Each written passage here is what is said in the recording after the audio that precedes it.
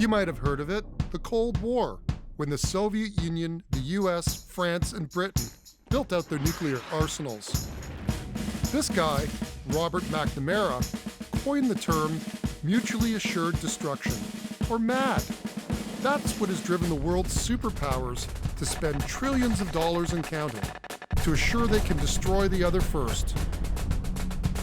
So far, so good, right?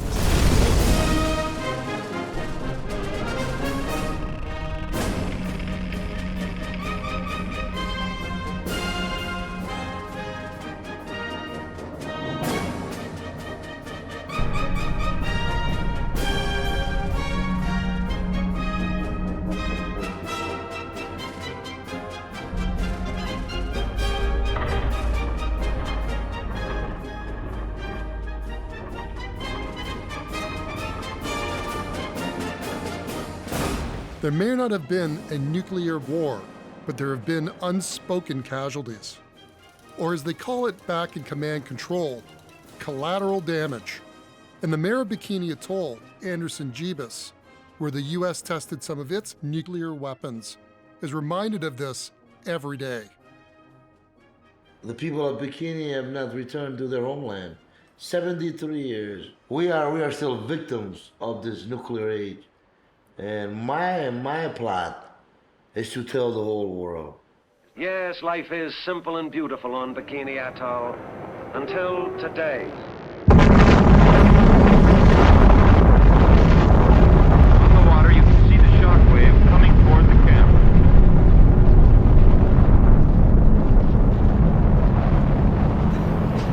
Watch those palm trees in the foreground.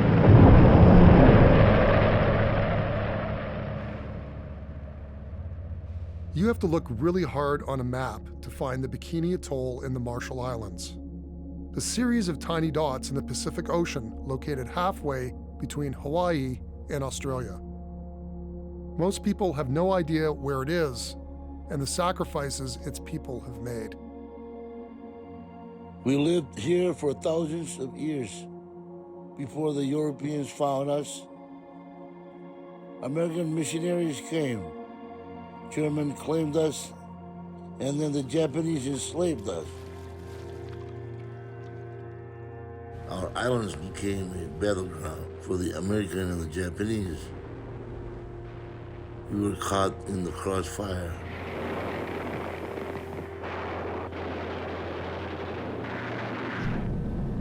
But it was the atomic bomb that changed our lives forever.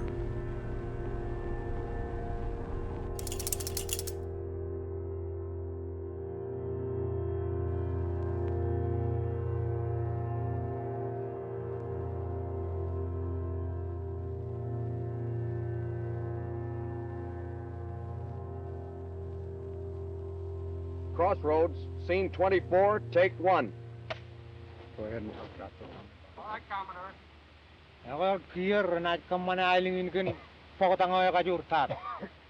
All right, now, James, tell them that the United States government now wants to turn this great destructive force into something good for mankind.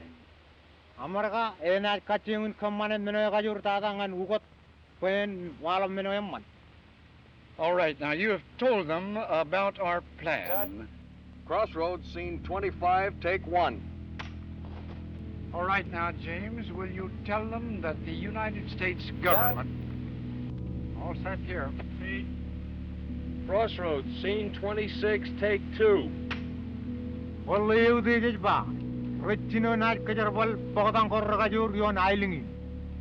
All right, now, James, will you tell them that the United States government now wants to attempt to turn this great destructive force into something good for mankind, and that these experiments here at Bikini are the first step in that direction?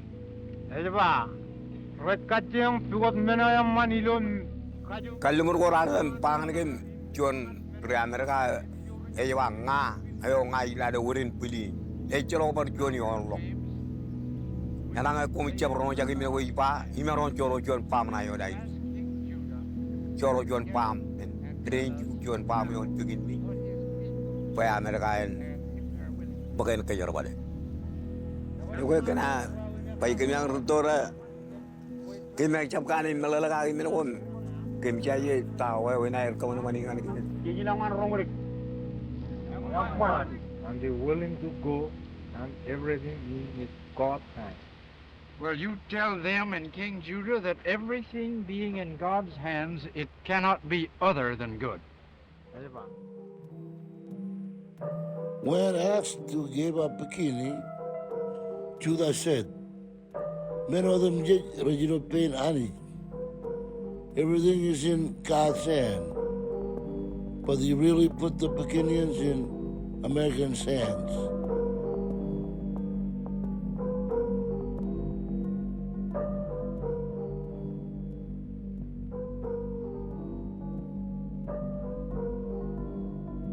Everything was documented for audiences back home. Newsreels were made, a pictorial record was published, scientific surveys detailed huge coral reefs and colorful tropical fish. They even baked a cake. It's kind of sugarcoating its image as it goes in. There was a lot of that gee whiz factor of, boy, if you're friends with us, look how wonderful it's going to be. I think it was very manipulative. I think every aspect of it was extremely manipulative.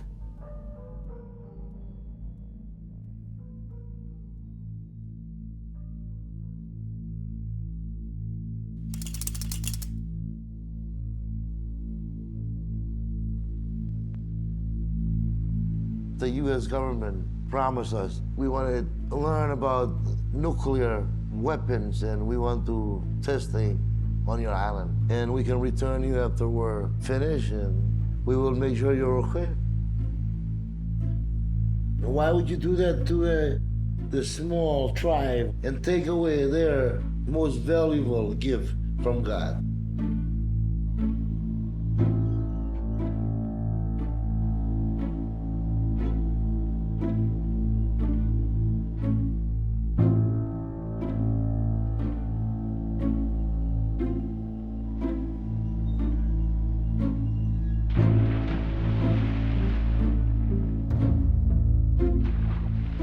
I just feel like we were used because I can't imagine how they were able to understand the language and being forced into what they were about to get themselves into without knowing about the damage that was about to happen.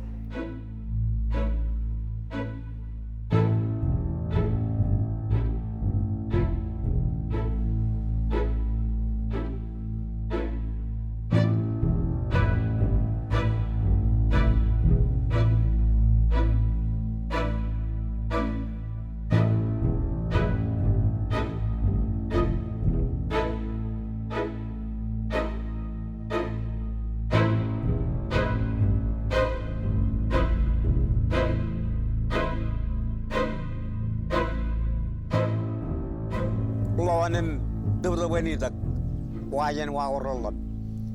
Em kemi dukuni ene malawiyan ang kroma yala bijen. Kemi yamang mga jen bigini ang rongunik jawan kroma yawan.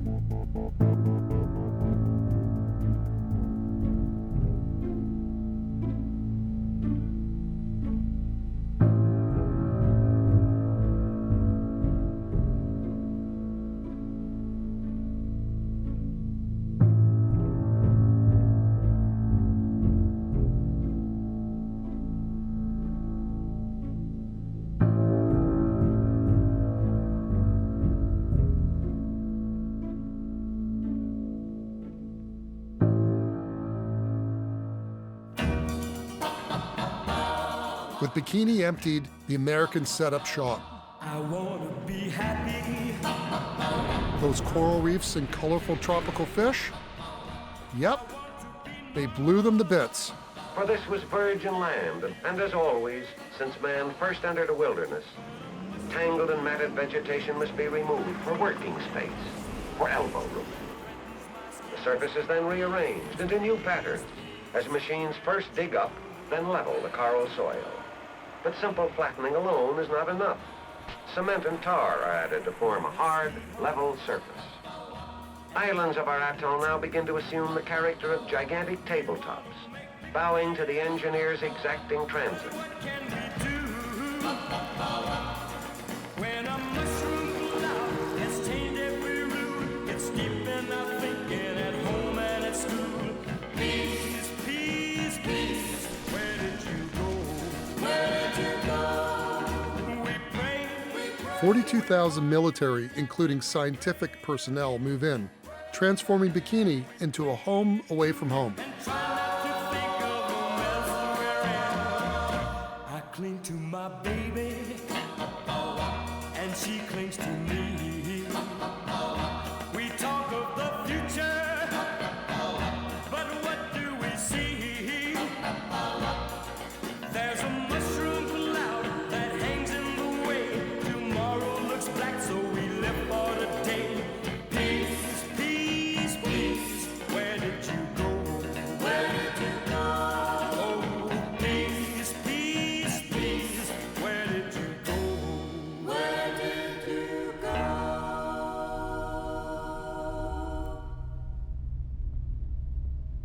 Hello, Major General Luton, Canada. Dr. Alexandra from Russia. Dr. Major Rakov, Russia. The world was invited to witness Operation Crossroads. Military leaders, scientists, and reporters. Dr. Bienkowski, Poland.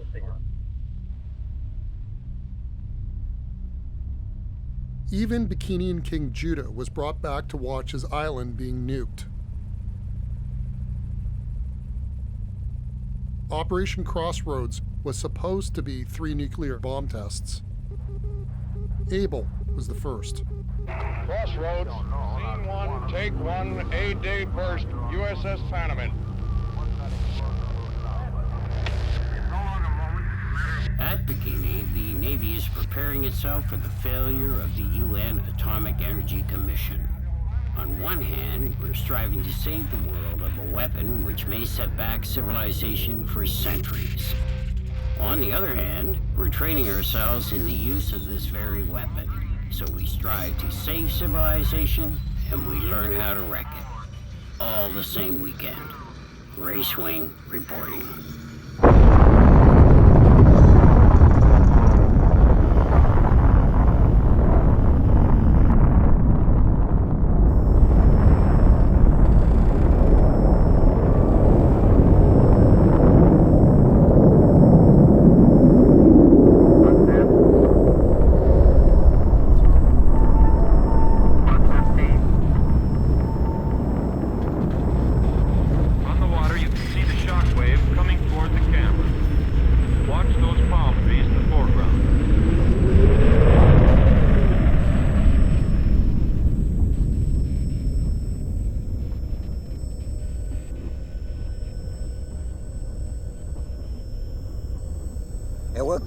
Melagan, why when you are about you John Palm, you on Bikini, where Randale, Kayuri, night, 39 penite and come in the Judo Palm. And when you nan through the yard palm and give me. Rar children to way, rar children to way, but I intend drain you palm your hiding.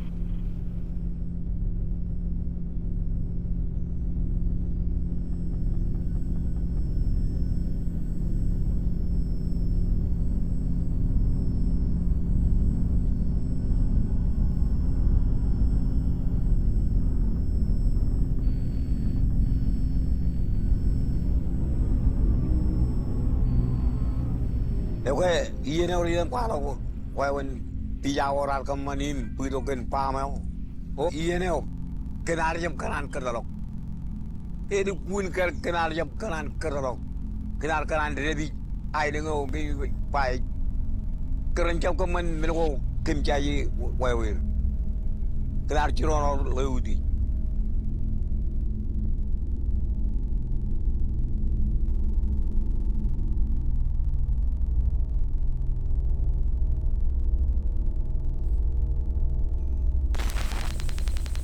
The world's response to 23 kilotons of nuclear power? A big shrug. the US hoped for a bigger payoff from their second test, this time underwater.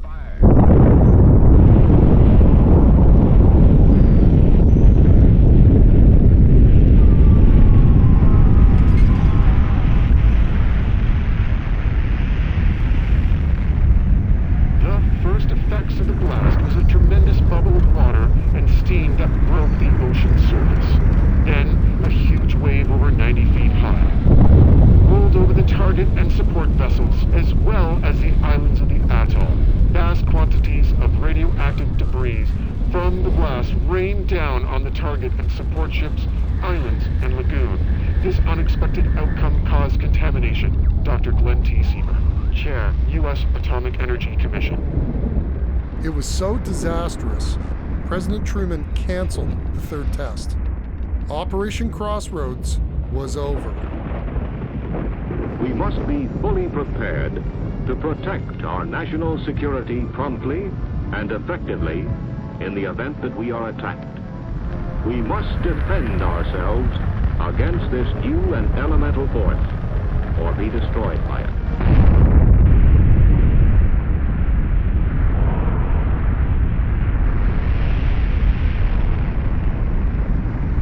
This is Crossroads.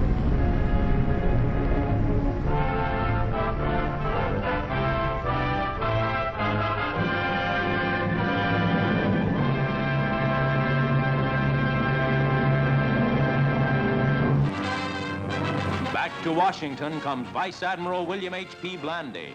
The man who directed the 2 atom bomb tests in Bikini Atoll is here to report. In his first statement to the press, the Admiral sounds a somewhat ominous note. The Bikini tests, especially the second test, in which an atomic bomb was exploded underwater, have shown that the bomb is not only the most powerful, but the most insidious weapon which ever could be used, especially in naval warfare.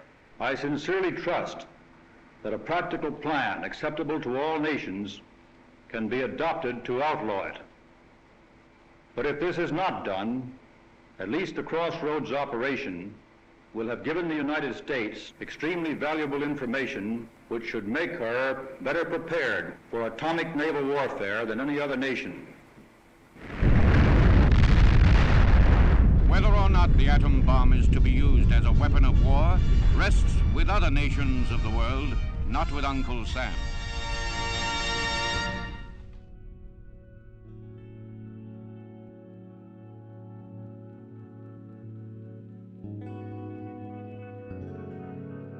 There wasn't enough water on Roanoke.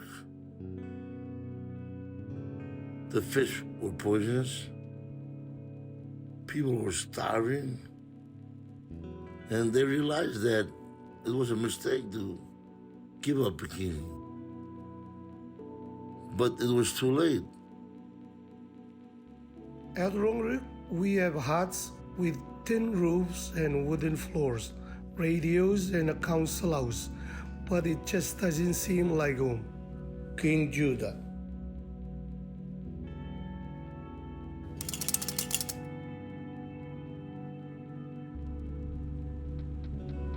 When we moved to the military base on quiet land, life wasn't much better. We were living in tents near a runway. Planes would land very close to us. We had to depend on the U.S. military for everything.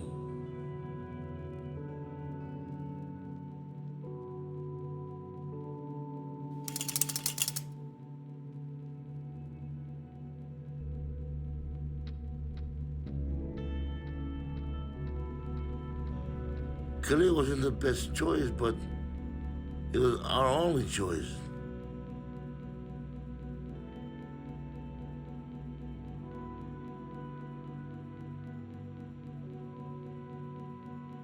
Tragically, we have been stuck on Kili, waiting to go back to Bikini.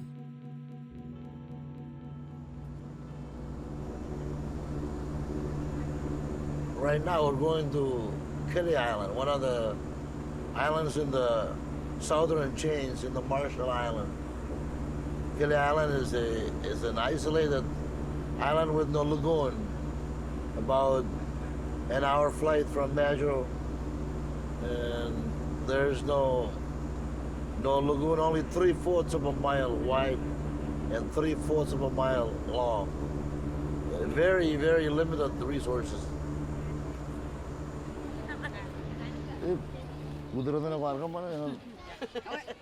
Welcome back. Yahweh, one more. Yahweh. Welcome back. Yahweh. Yeah, would you go around like that?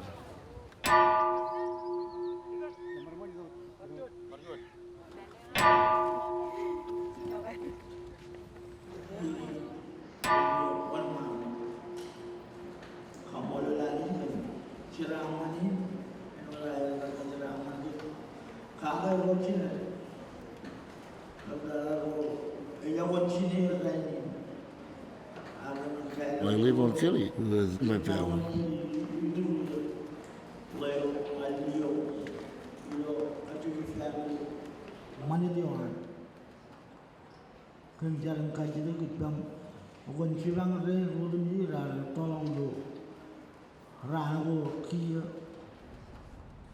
On Whole Island, we ate fish. Here she is too big. Most times, even strong boats are afraid to land. When big waves come in, we say Kili, just like a jail. We say it is a prison and hunger and place. King Judah. On Kili, there's no dock. All the supplies for 100 people in the community have to be unloaded at sea and brought in by boats. Very dangerous work. So this is our channel where we unload cargoes from the bigger boats. We would run several boats out to sea and go to the bigger vessel where they anchor, and we would unload cement and food and supplies. But when there's big waves. I'm talking 8-10-foot waves. You know how many boats we've crashed into the channel? Yearly, we have an average of 3, 4, 5 crashes. We have no choice. The guys get up again and again. We've had somebody died recently from accident from the big waves here in the channel. Of course, we try to make sure that we can live, we can survive. Try to survive daily and meet the daily obstacles.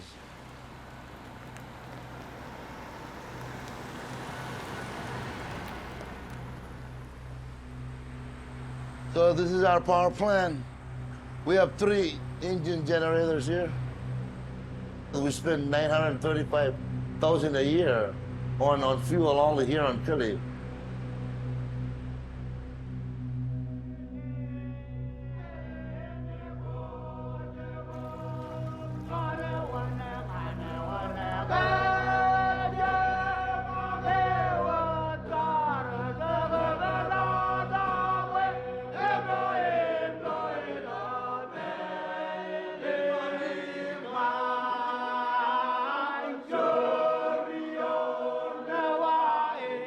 Most of our traditional ways are lost because the seas are dangerous. We were masters of the sea. Now there's nobody here. On Kelly to teach us how to carve our traditional boats. I mean, the elders are gone. My grandfathers that came from Bikini, they did carve their canoes here. And they knew how to sail them. We have some elders, but they are also dying. No medical insurance and no health benefit. Okay, stay on the island, and when you die, good luck. God bless you and have a safe journey. Thank you for science and for the good of all mankind. Here, give it to us. Thank you. Your island is poison.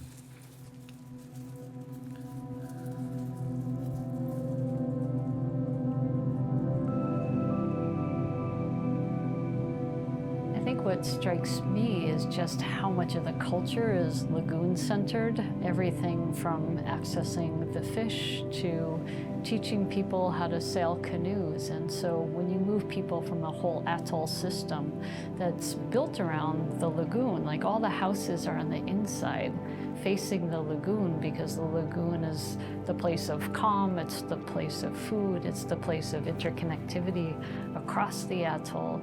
And so when you're on a single island and you just have the heavy ocean waves there, it creates a dangerous situation. Bikini has 23 islands. It's the second biggest lagoon in the Marshall Islands, abundant with fish and clams and turtles and birds, coconuts, and you can name it. At least my grandfathers, when they talk about their homeland, they would cry over it. And they said that they couldn't wait to go back to it. But they died waiting and waiting. We cannot go back to Bikini because it's radiated. It's not safe to eat the food there.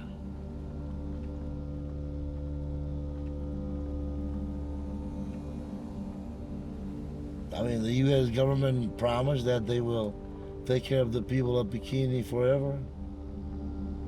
Years later, we're still on this isolated island with limited resources. It's like taking away the people from their land and put them on a rock and then just let them stay there and not returning them back. Until when?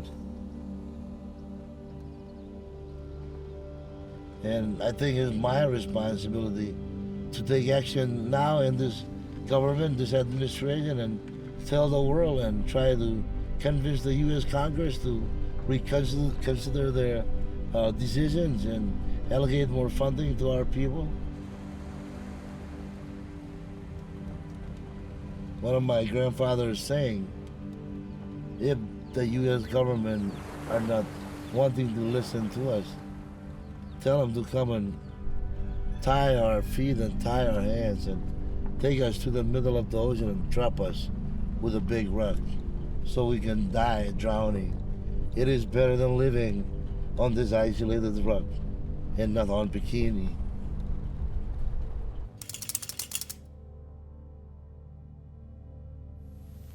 Truman's dramatic announcement that Russia had the atom secret caused state departments all over the world to stir.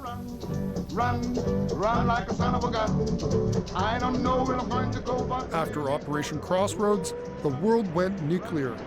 Just like the Americans, other superpowers exploited remote regions of the Earth to test their weapons. I feel like a soldier until the threat is gone. And if they drop the atomic bomb, it's gonna fall down and dip on. But me, I'm going to be moving, make room, I want to pass. I'm going to show the spaceship an awful lot of class. I'm going to run like a son of a gun. I don't know where I'm going to go, but I'm really going to run. Oh, run like a son of a gun. The biggest was equivalent to 10 times all of the explosives used in World War II. At the Sahara Proving Grounds near Ragan, France tests her second nuclear bomb. Talk about atomic submarines and the guidal missiles too. If they can do 1,000 RPMs, then I can do that too. Oh, I'm gonna run like a son of a gun. I don't know where I'm going to go, but I'm really going to run. Now I'm going hard like an... In the Australian desert, 400 miles from the nearest city, radiation detection devices are put in place as 0 hour approaches, and cameramen focus on the tower for the big blast. There she goes.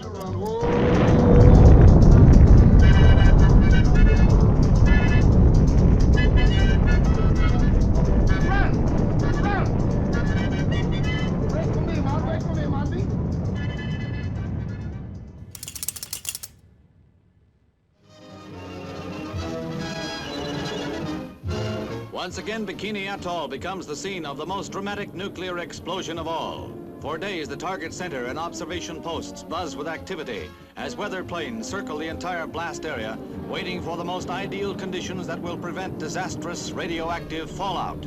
the most difficult problem that must be solved in the Titanic blast. Once again, weather planes make a last-minute check. 8, 7, 6, 5, 4, 3, 2, 1. A brilliance of 500 suns lights hundreds of miles of the Pacific, and the force of 1,000,000 tons of TNT is released.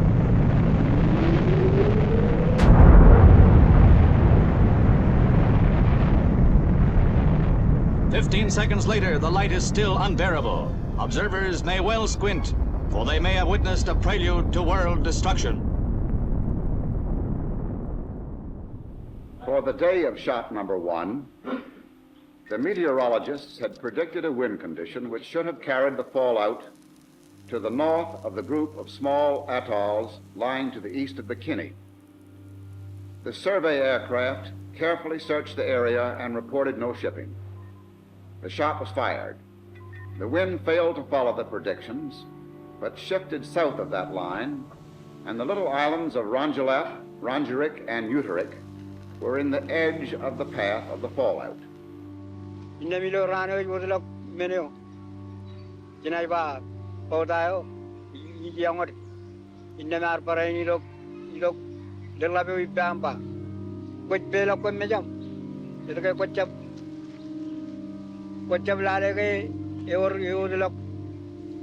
Menin kokure kanege imuji chalawa lamana ko meneo e chion menin kokure a kina jaje tayo ibat darwata mainu mane meongor pada welgin chedarani chedawa e minute ilagane elim logorani ulo anwayo eje yalo nai beni kuilo wayo ebar chion menina pulak Imkin am jaji kage ken yalo ulan wayo ken arpito giyo kom ken ating lang mga remeo para ino chakar buko rabar buko takan yalo inem ichionian menoko.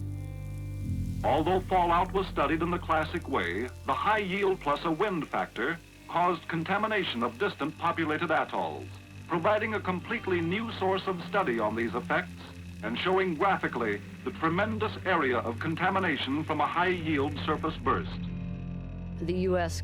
weather folks who were working at the time knew that the winds were headed towards an inhabited atoll, and they knew that the power of this test would carry radiation that far. And the U.S. government purposely decided not to relocate that community before detonating the test. The people testing these bombs knew that the people of the Marshalls depend entirely on rainwater for their drinking water. There are no rivers or well waters that you can drink in the northern Marshalls. Yet no warning was given that rainwater would become contaminated after these shots. They waited 3 days to evacuate Rongelap. 3 days is a long time when your atoll is irradiated. The 66 Marshallese evacuated by destroyer arrived late in the evening of March the 3rd. These individuals had taken numerous showers and prolonged washings with saltwater sprays while aboard the destroyer. Clothing was not removed for showers and washing. Robert Sharp, U.S. Navy. Changes in the average wind vector as the falling dust moves across country can cause major distortion of the fallout pattern, could blanket large segments of population. And note that inside this 450 Roentgen border, the dose accumulated by H plus 50 hours climbs quickly to 100% lethal for exposed humans.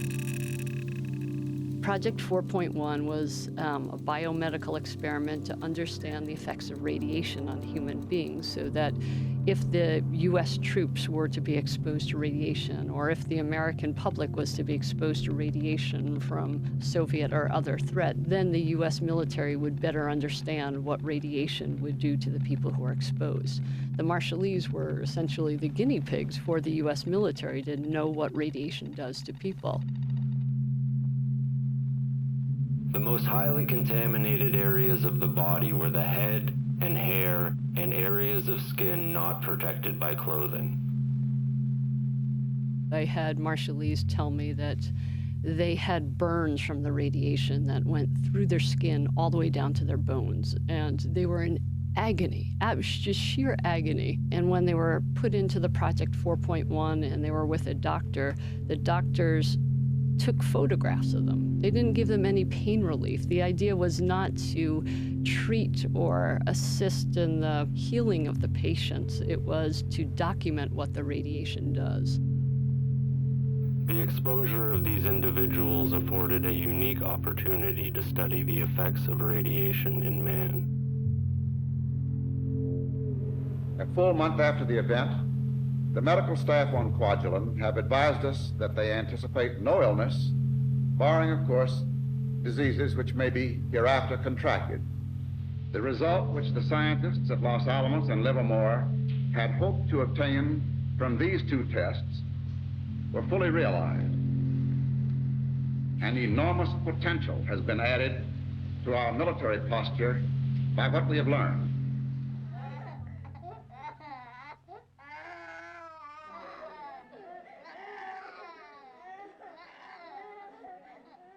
And so the US government enrolled the people who were exposed to radiation from Bravo in this top secret medical program without explaining what the program is, without asking for consent from many of the people. Despite the Bravo disaster, the US accelerated testing in the Marshall Islands.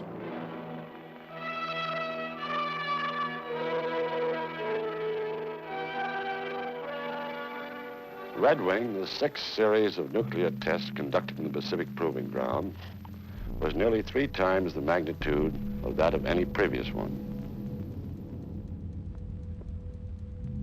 Red Wing was a 17-shot operation, the most ambitious ever conducted at the Eniwetok Proving Ground.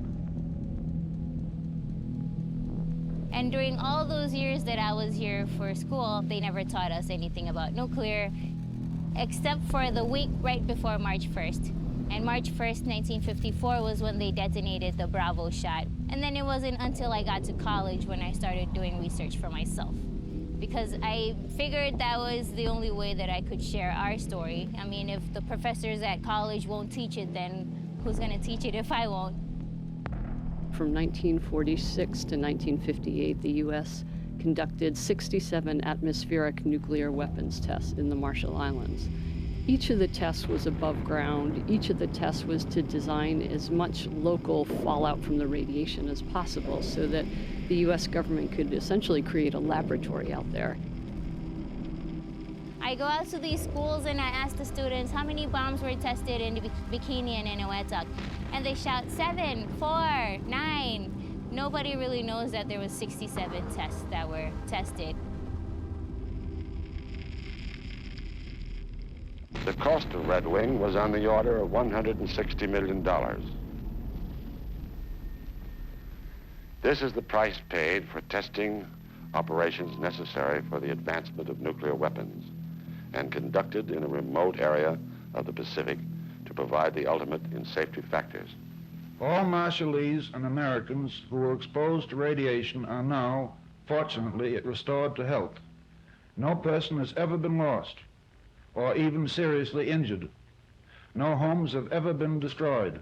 And now for the question of continuing our nuclear tests in the Marshall Islands, which were selected only because there is no other place in the world over which the United States has jurisdiction where certain experiments could be successfully conducted with less danger.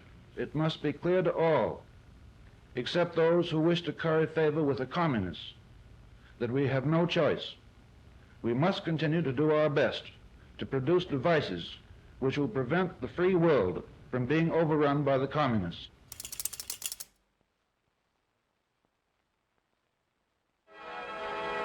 Nevada, USA.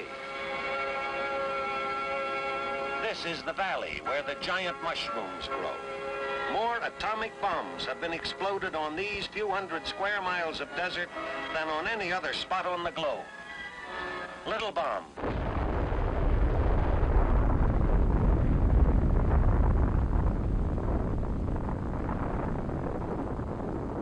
Big bomb.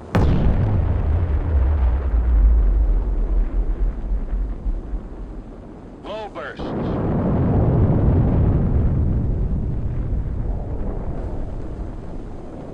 And high bursts. Within the last 2 years, 20 of these colossal blasts have echoed across the great barren stretches of the Southwest.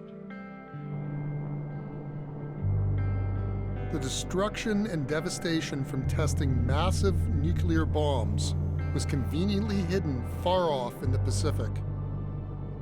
The U.S. saved the smaller, less lethal bombs for the Nevada proving grounds. Near Ground Zero, precautions were taken. But outside that region was another story. 640 square miles of desert and mountains, 65 miles northwest from Las Vegas, set in some of the loneliest acres the world has ever seen. We've been here for 25,000 years. We have Northern Shoshone, Eastern Shoshone, Goshute Shoshone, Western Shoshone, and Shoshone-Bannock. We are actually, in our own language, Nua, the people. Our turquoise was found in the eyes of the Aztec and Maya kings in their burials.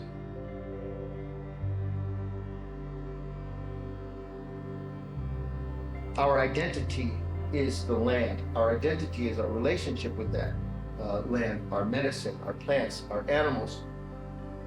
To say that we're the most bombed nation on Earth is accurate because of the 928 weapons tests on our homeland.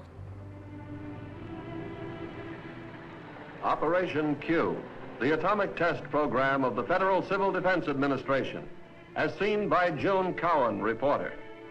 Here at the Atomic Energy Commission's Nevada test site, I covered the story of Operation Q, a program to test the effects of an atomic blast upon the things we use in our everyday lives. We begin with the question of shelter, for shelter might save our lives if we were far enough away from Ground Zero. I was anxious to learn all I could about the various types of houses to be tested. 5 types are prepared for exposure to the blast and heat of this atomic explosion. Through the cooperation of the furniture and appliance industries, household furnishings were installed in the houses. Mannequin families supplied by private industry are to represent Mr. and Mrs. America. Interior home furnishings donated by industry are complete in every detail.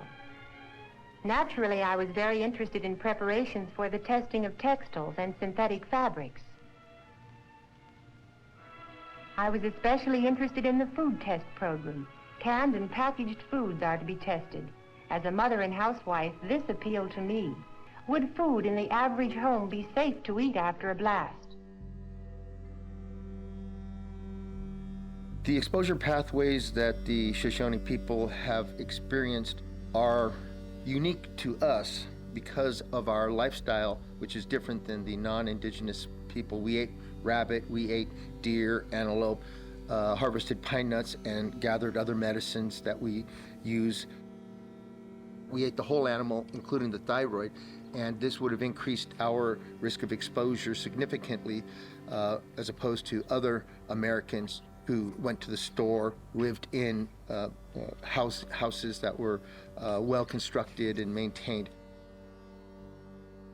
My Uncle Philip, his throat fell out. And then my grandfather, his skin fell off. It got hard, came up his arm.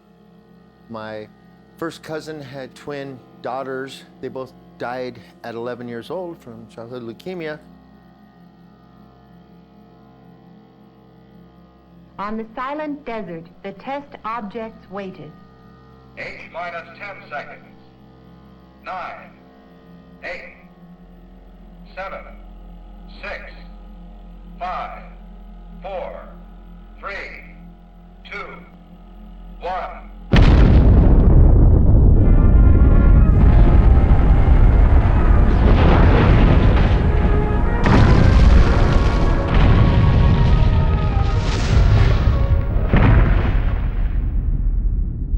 Weather conditions must be right for test purposes and air operations, and from the standpoint of safety. The next day, after 0 hour, we see the reason for this concentration on the weather job. we see its relation to the huge fact which remains after every nuclear detonation, the atomic cloud, the towering, angry ghost of the fireball. Most of our mountain ranges run north to south. And so the fallout would come straight up this way into our community. The atomic cloud, like a giant vacuum cleaner, has sucked up dirt and debris from the Earth and is full of radioactive particles. Is it dangerous? Yes, right now it is. You wouldn't want to go into it, but neither would you deliberately walk into a blazing fire. You have to use common sense. The fallout came and it rained. It rained in North Dakota. The cows ate the grass. They milked the cows and they shipped it to the inner cities. And it just doesn't end at the border there. And the fallout maps that were produced by the National Cancer Institute in 1997 show the radiation stopping at the northern border of the United States. But the radiation, in fact, went further and around the world. Cold War testing has left a legacy of environmental contamination and little accountability. Communities in the United States Southwest fight for compensation and cleanup, as do the people in the Australian outback. And forgotten places in Kazakhstan, French Polynesia, and Algeria. رانا منسية القضية هذه تماما، منسية تماما. نحبوا المسؤولين تاوعنا الله يعمل مولانا ينصرهم في الوقت الحاضر ينوضوا يقوموا بالصح ويحاسبوا فرنسا اللي راهي دارت أكبر جريمة في العالم. The Cold War meant big business, and the cleanup after it is shaping up to be even more profitable. Port Hope was built around a plant that processed uranium, the fuel used in US nuclear bombs. Today, it's in the midst of the largest land remediation project in Canadian history. We're finally at the stage where I can say that the cleanup of low-level radioactive waste in Port Hope will begin soon, with funding of $1.28 billion. An estimated 1.7 million cubic meters of contaminated soil will be dug up, trucked, and stored in new state-of-the-art long-term management facilities. In the US, the government's environmental management program has already spent decades and $164 billion on cleanup. And some companies are trying to profit from it, mostly using taxpayer money. And that doesn't include dealing with the tens of thousands of barrels of nuclear waste dumped at sea off the coast of New York and California.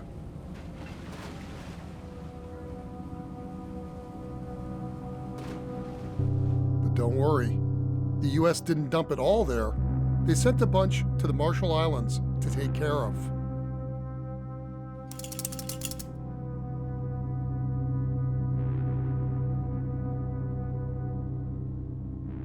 When the United States was done with the nuclear testing in the Marshall Islands, the United States bulldozed all of the topsoil, all of the trees, everything that was left after the detonations into one of the craters that was left behind from one of the nuclear tests, mixed with cement and capped and left there. So inside of that nuclear waste storage facility is plutonium. Plutonium has a half-life of 24,000 years. The Marshallese people and government don't have the money and don't have the knowledge on how to take care of and manage a nuclear waste storage facility. But now the US says that the Marshall Islands owns that facility. The US government won't import what's in this facility back into the United States because now the Marshall Islands is a foreign country and it's illegal to accept imported nuclear waste. So it stays there. And look how close it is to the Pacific Ocean, all the way around it. The seas are rising. It seems pretty inevitable that that facility is headed for the Pacific Ocean. That's not just a problem for the Marshallese.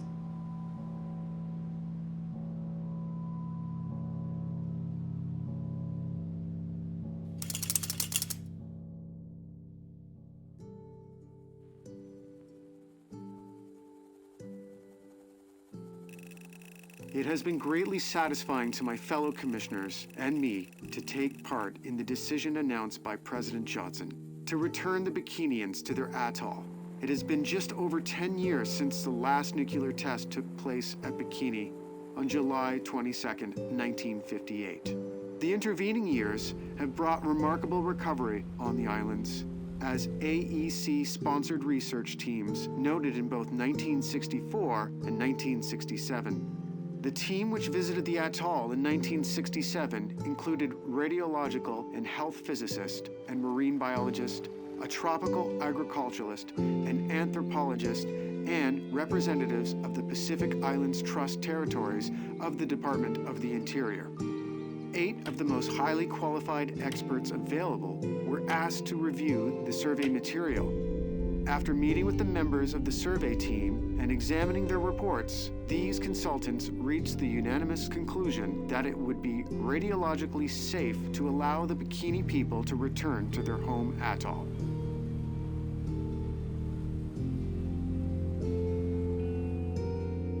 While Bikini is best known as a weapons testing site, it has also contributed significantly to man's knowledge of the long-term effects of radiation on an environment. But before it was either a proving ground or a laboratory, Bikini was a homeland. Dr. Glenn T. Seaborg. We had hoped that small resettlement in the 1970s would eventually lead to the community moving back to Bikini. Again, we were lied to, used as an experiment. Bikini was unfit for humans to live on. Food and water was poisoned by radiation. The Bikinians weren't the only ones stuck on irradiated land. Remember Rongelap? Showered by radiation after the Bravo shot in the 1950s, it was resettled just a few years later.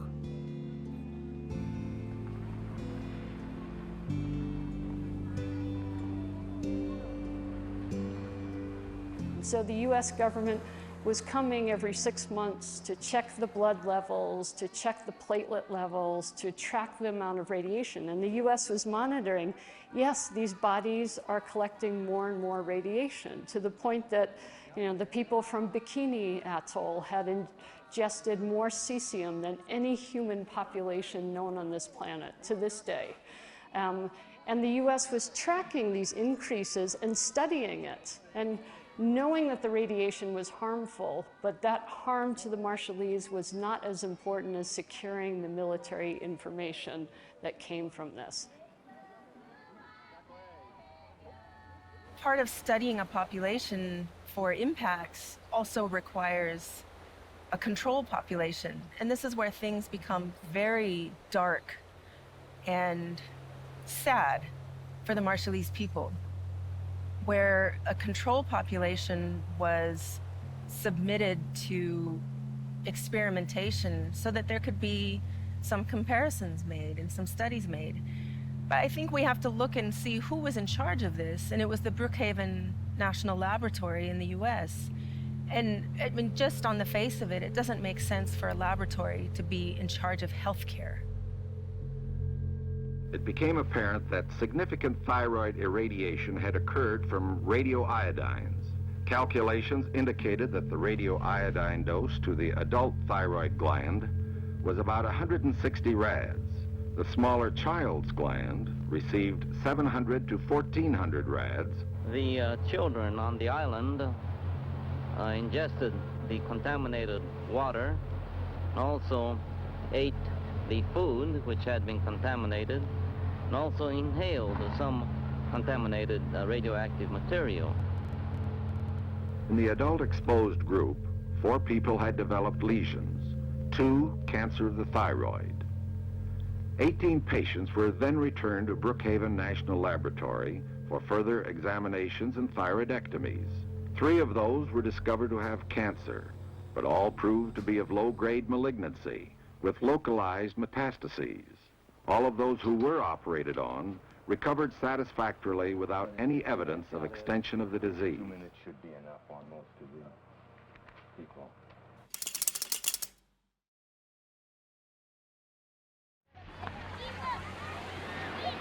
The 1968 analysis tragically underestimated the radiation contamination by a factor of 100, so that residents who returned to the atoll wound up leaving by 1978.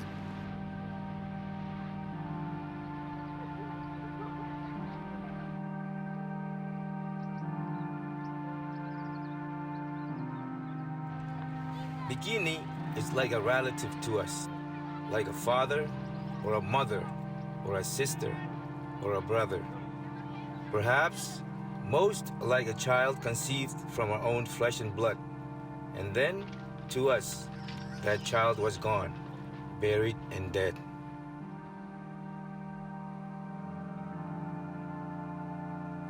And our ancestors died on that rock. That's what the U.S. said here. Stay on the rock.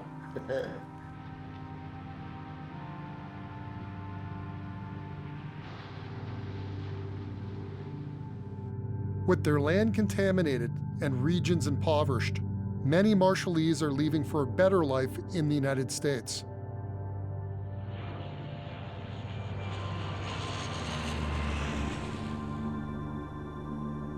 For those staying, they face an even greater threat. The waves are getting closer, and that means our island is getting eaten bit by bit. And it's just scary, you know? We were just sleeping one day and the whole island just cracked in half. That would be miserable. As you can see right here, the tree right there at the shoreline, it's almost fall down now. But back in like 15, 20 years ago, there was also trees at the back of that tree. So we used to tell stories and have all these kids come and eat their lunch there. But right now you can see it's all filled up with rocks. And the last tree standing here is almost fall down now. So it's like 15 or 20 years ago. And the shoreline is almost gone. And I hope the sea level is really coming up. And maybe some days we will never see this building standing here anymore. So we believe that we're really affected by this climate change and the sea level rise. They're trying to patch the vulnerable area where the water comes in land when we have sea rise level. And so we're trying to patch this area up just temporarily, hoping that we can get some funding to make a seawall. In this time of climate change and global warming, it does really affect us. During the months of January and February, it causes flooding to go 3/4 of the island, while we have a large wave pounding the island. And then kills all the crabs.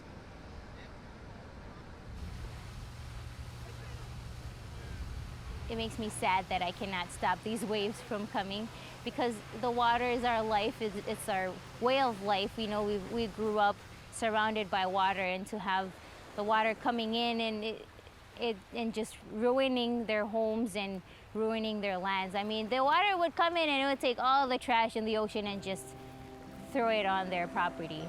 And it makes me feel helpless, because I cannot do anything to stop the water. We cannot do anything to stop the water. Only the big polluters can, and it's them that could do something about it. Atoll life is not easy. It's a very harsh environment, yet Marshallese people have thrived in this environment for centuries. So while the U.S. nuclear testing program created victims, it also strengthened resolve and strengthened resilience of Marshallese people. And so we wanted to be very clear that while we were still addressing harms and impact and damages and injuries, it didn't make us victims. It wasn't a way that we wanted to identify ourselves, that we are resilient. We're still here and we're still fighting for justice.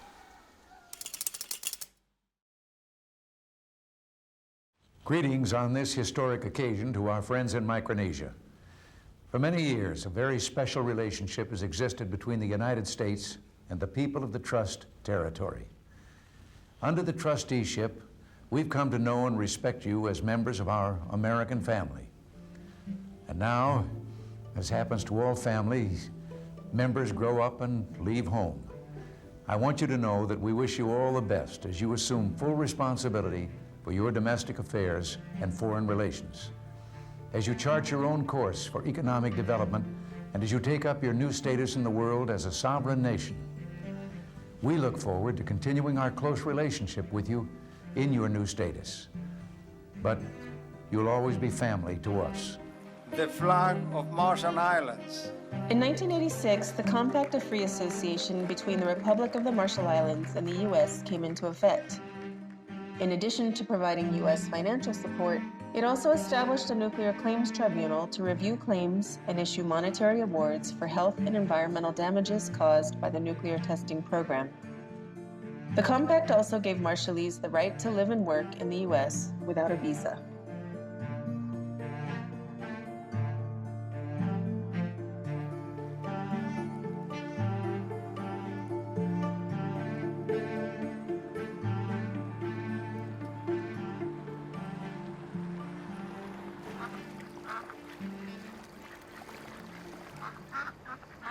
I grew up in Metro, Marshall Island. I moved here 2002. Reason why we moved here, we wanted to bring our kids to school. The cultures in Marshall Island is not like here. It's way different than Marshall Island. There's a lot of Marshallese in Spokane, Washington, Salem, Oregon. There's now Marshallese communities in Iowa, Ohio. I would love to go back home. Home is home. It's no place like home.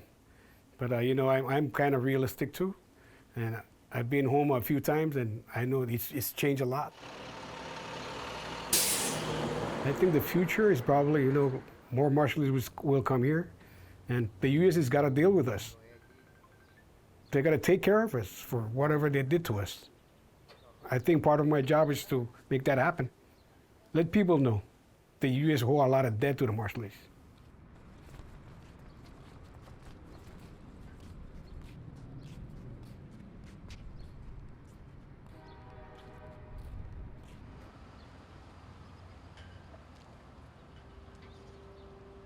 If you really go back and look at some of the photos of our ancestors, some of the most healthy people you would ever see, with rarely any body fat that you can see on them. They basically toil the land. They went fishing all the time. There's no refrigeration. So everything was fresh. You got your fresh breadfruit, and you got your papayas and your taros. After the nuclear weapons testing program in the islands, we were told that it was safer for us to eat all these preserved canned goods that were coming from the United States, so we don't eat the radioactive materials in our food crops. If you look at the food sources now, the typical Marshallese diet is the Spam and the corned beef and the chicken in a can and all the vegetables in a can. The chronic conditions that we've developed over the years, prevalence of diabetes, high blood pressure, cholesterol issues, heart disease, a large part has to do with the diet.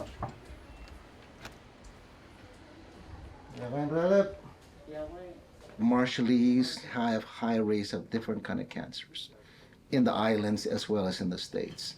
You know, one of the leading causes of deaths back in the islands is cancer, right? And whether it's breast cancer, whether it's uterine cancer, or skin cancer, brain cancer, lung cancer, and many of them are younger people. So young people getting advanced cancers, you know, it's a red flag. I believe that many of the cancers that our Marshallese population have today are from the radiation or the nuclear weapons testing program that occurred back in the islands back in the 40s and 50s.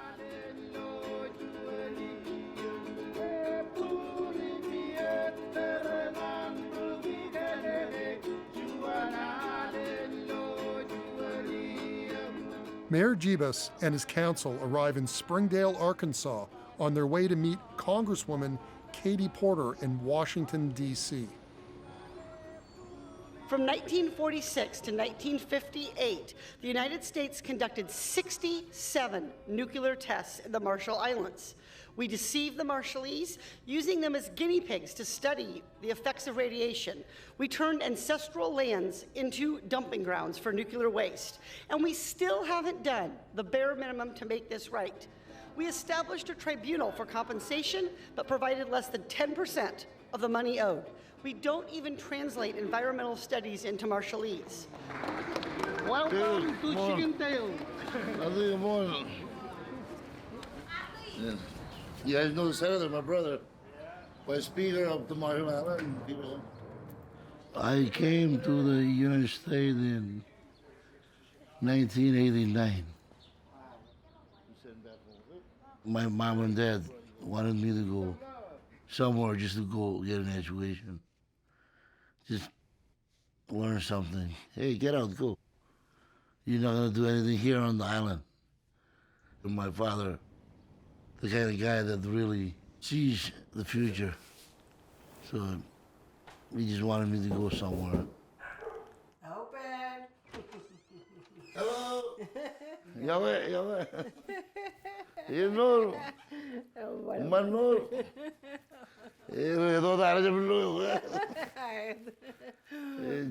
Wow. Nathan was a good mother figure to us. Me and Nixon and my other cousin that live in Springfield. When we first came into Springfield in '96, we were not knowing where we were going. So there was like 30 of us living under their house for like 2 weeks.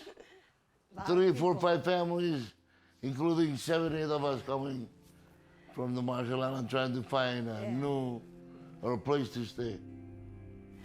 Oh, this is one of those days in Reed, you know. We were barbecuing every Sunday. We would back the cars and we will go to Reed. 45 minutes from here. Reed, Missouri. Look at Anderson, he was so skinny. He didn't go to college. He went to high school, and then you know, from a factory worker to a mayor. I was going, wow! I'm so proud of him. I didn't want to become a mayor. I want to be a baseball player. Yeah, out of mind.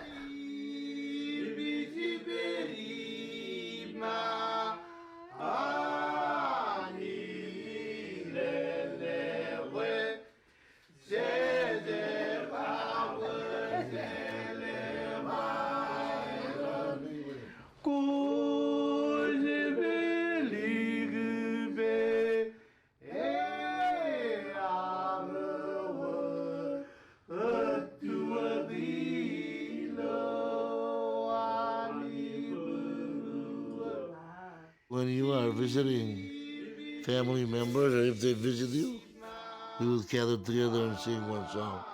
And we want to show respect and show appreciation.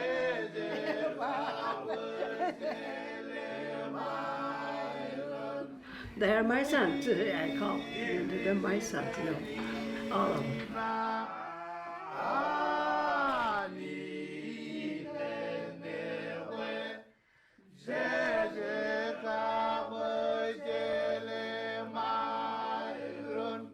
I feel like a celebrity.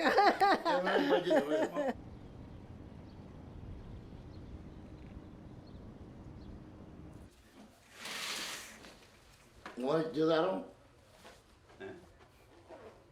¿Por what? Okay, I think we can go. The church. A lot of churches here. You know, back in the days, in the 90s, when they were starting to come here, there was only one church.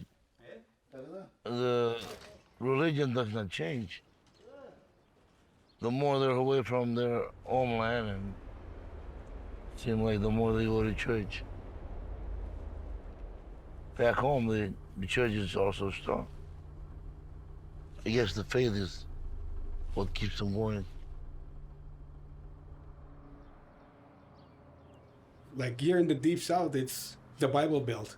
So many churches, and these are almost like cemetery to the Marshallese people. Marshallese are church goers. So when the people here start knowing that we are church goers and we are legal here, and what happened in the Marshall Islands, and they start embracing us and welcoming us here.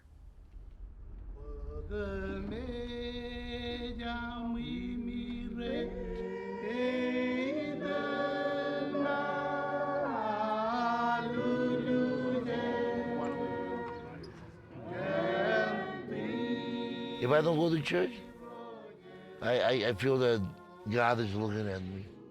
And I'm afraid, oh man, how I can be successful in my vision to take my people to their promised land. After 76 years, they live in exile. I cannot get there because I myself do not believe. So my behavior and my thoughts and my acts are important to my faith.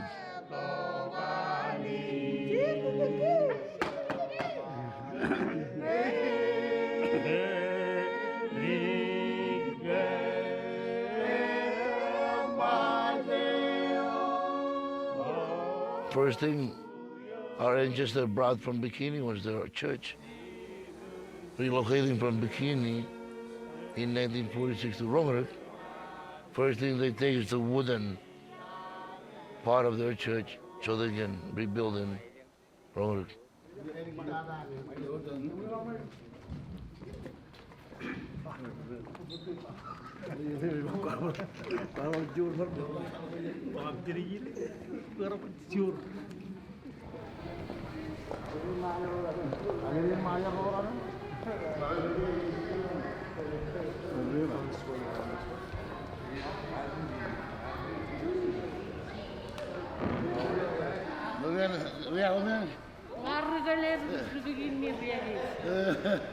Bikinian, Kerry. Your son, daughter of who? Arrogant. You know, one of our cousins. So she's our niece. I want to go back to the island. I miss the ocean, the food. I miss living there. By the late 2000s, the Nuclear Claims Tribunal had issued property damage awards for Bikini, Eniwetok, Utrecht, and Rongelap atolls totaling close to $2.3 billion. Of that, just under $4 million has been paid out to Eniwetok and Bikini. Nothing has been paid to Utrecht and Rongelap. At least 10 more claims from 10 other atolls are pending. The Nuclear Claims Tribunal suspended payments in 2009. By law, it still remains open to receive claims, but it's not operating due to a lack of funding. The economic provisions of the compact are set to expire in 2023. Meanwhile, the lease on the U.S. military base in Kwajalein Atoll, where the U.S. tests ICBMs, is signed through 2066.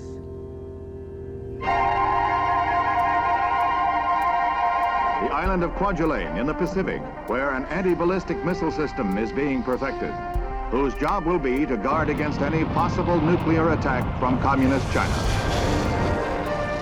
We still live in a war zone.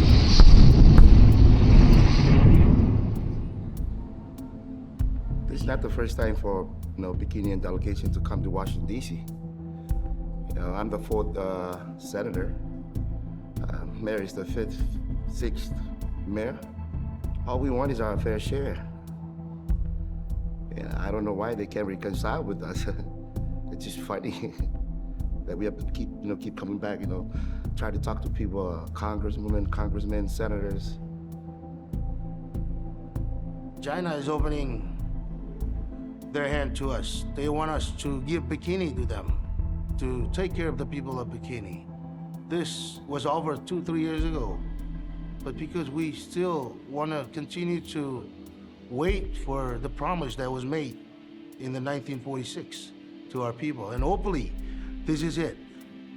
If it's not, then when?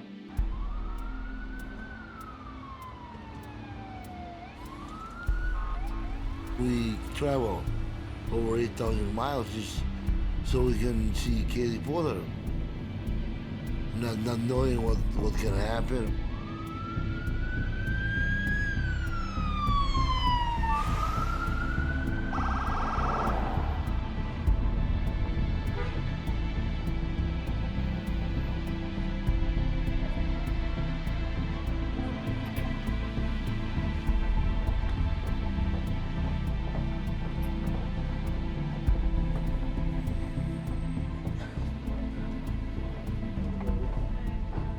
Traditionally, the representatives of the individual atolls have gone directly to the U.S. government. So Mayor Jebus is the mayor of the Bikini Atoll, and so the local governments work with the national government. Thank you guys for coming. Hello, how are you? We really chose to have that meeting with Katie Porter because she's one of a kind that really understand what's going on, and she's someone who really pushes Congress to address our issues. Looking up. Here's your crown. Oh yes, this one is colorful. There's your crown. And these are my favorite colors. Did you know that? You're going from a congresswoman to a queen now. I don't know about that, but first thing we would want to ask is that we can get infrastructure works into our island, dock and runway and funding for power plant, new power plant. I'm their representative here, and I always have my ear to the ground, and I still don't think State Department is with us yet. We want them to listen, but also try to resolve these nuclear issues, because all of those issues are really interrupting their culture, their traditions, and if that's not addressed in this particular go around with the compact, I think the people will be very, very frustrated, not to even mention that they don't have enough resources to survive on Kili and other places that they are. They live like as subhumans, here and in the Marshall Islands. I don't think state has fully gotten the message yet. Yeah, but I think Ambassador Yoon is going to help lead state he's going to reset. So I just encourage you, we're going to hold everybody accountable to negotiate and to listen and to be in good faith. But I think that Ambassador Yoon is starting in a much better place. And we fought really hard to the top to get someone like that. So he's still listening, he's still learning, but I think he's setting off on this process with a much better mindset and a much better place, and I'm hopeful that the compact negotiations will be much more productive. I don't think we're there, but I think we have a path now that we did not have before. Thank you guys. I really appreciate it. Thank you. Actually, I unfortunately cannot wear this to my hearing, but I really think it would send the right message to the bad guys, don't you? So I will take this back, but thank you so much. All right. Jacob, thank you. Sir, thank you. Good luck the rest of the week, gentlemen. Thank you for traveling. Thank you. Thank you, guys. Good job. We'll be meeting with other staffers and members of Congress to relay the same message tomorrow and the next day.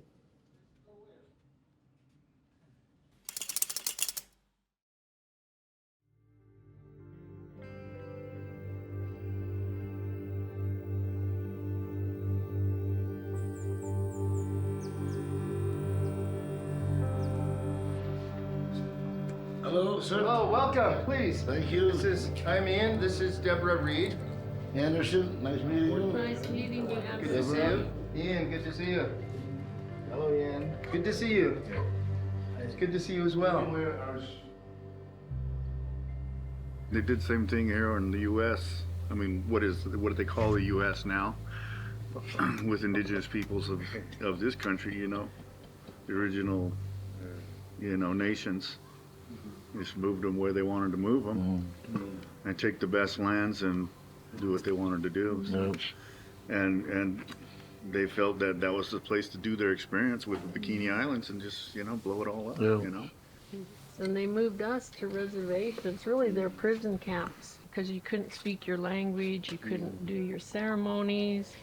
They took soil from Nevada, radiated soil, shipped it to the Marshall Islands. What? Yeah. What? And I put it in Eniwetok, in one of the islands they used to bomb, in a crater that was caused by a nuclear explosion. We want our land back. Yeah. Yeah. Come and get it. They've stolen land. Now, you know, we talk about stolen land. All that's stolen land. You see these people in this city here? They have their motorcycles and carts and grinders and trucks, and they go out into the desert here and they kick up dust. My grandfather always said, don't kick up dust. And I understand now why he said that, because there's the resuspension. The radiation's out there.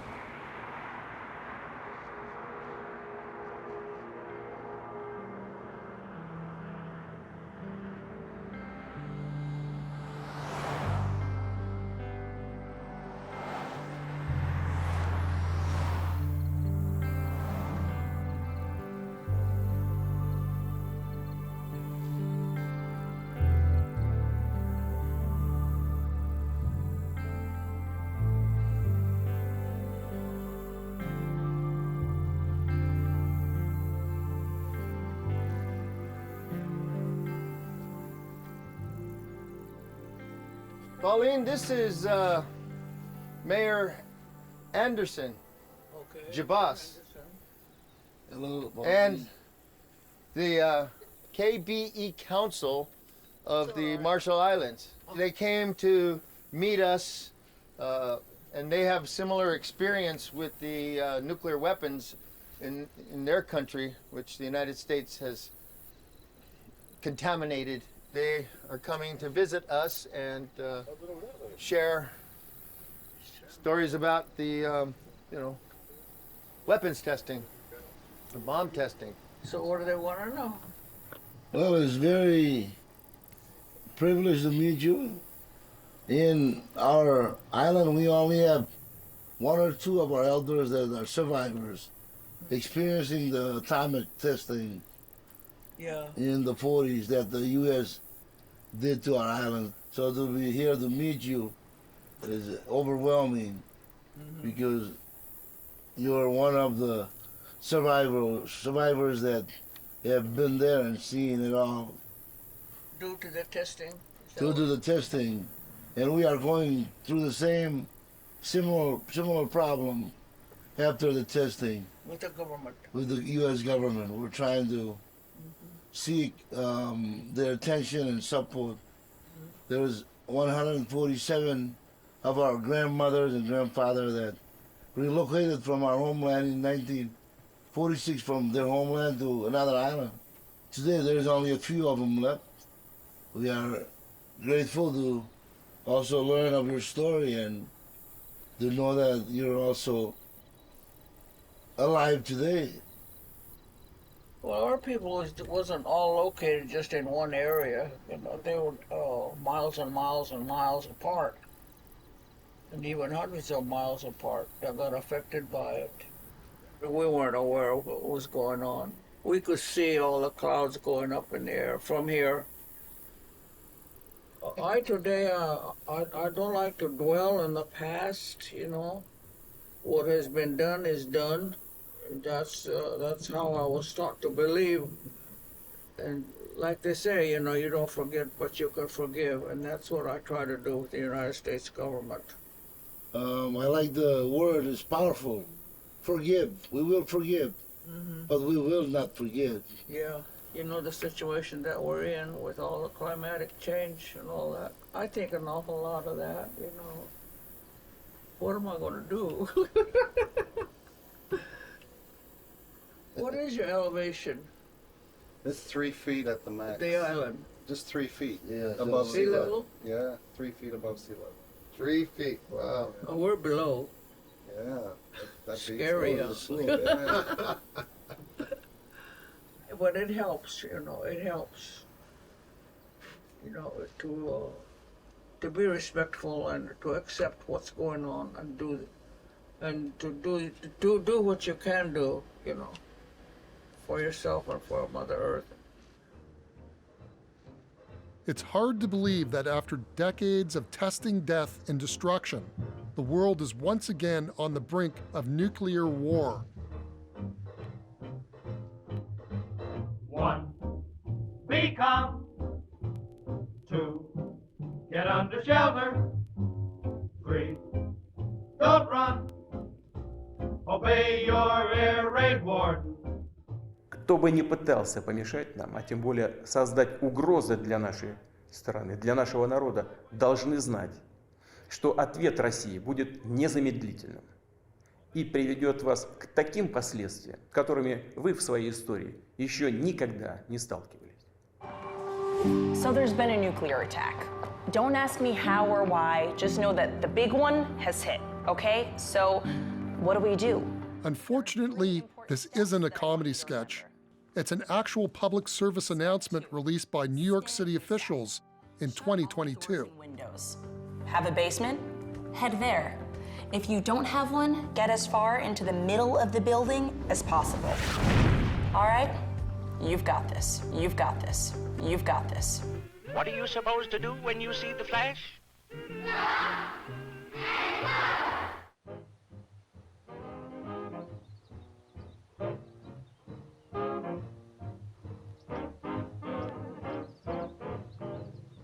On a peaceful tropical island in the middle of the Pacific Ocean lives a community that's been ravaged by nuclear weapons.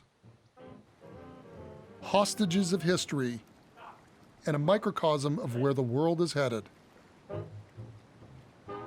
Their story could one day be our story, too. I mean, think about if it happens to you, your family and your country, what would you do? Dim the lights, wait for information. Most of all, obey your air raid warden. Stop the panic, don't get in a huff. Our aim today is to call their bluff. Follow these rules and that is enough. Obey your